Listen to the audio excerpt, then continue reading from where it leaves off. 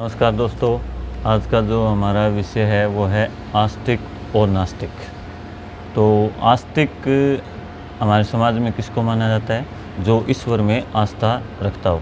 और नास्तिक हम लोग किसको बोलते हैं? जो ईश्वर में आस्था ना रखता हो। तो अभी जैसे कोई व्यक्ति ईश्वर को ना माने तो इसका मतलब ये नहीं होता कि वो नास्तिक हो गया, क्योंकि ये परिभाषाएं सही तरीके से अभी जैसे आप सोच के देखिए कि हमारे देश के अंदर शहीद आजम भगत सिंह थे।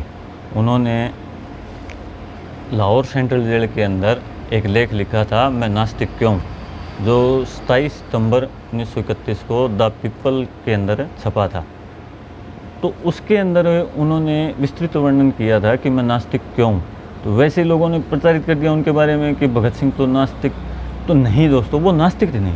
उनकी विचारधारा को आप गहराई से एक बार समझ के देखिएगा।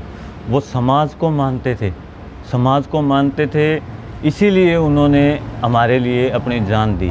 ठीक है, वो देश को मानते थे, वो राष्ट्र को मानते थे, वो समाज के अंदर से गरीबी हटाना चाहते थे, समाजवाद लाना चाहते थे। तो क्या अगर वो ये लिखते हैं कि मैं ईश्वर को नहीं मानता, तो फिर क्या वो नास्तिक हो जाएंगे? नहीं, उनको नास्तिक कहना सरासर ही एक गलत शब्द होगा, क्योंकि उन्होंने समाज को माना, जो ईश्वर से बढ़कर उन्होंने माना। इससे ज़्यादा और क्या कर सकता है कोई इंसान? जैसे दूसरा हम लेते हैं, स्टीफन हॉकिंस थे हमारे महान वैज्ञानिक।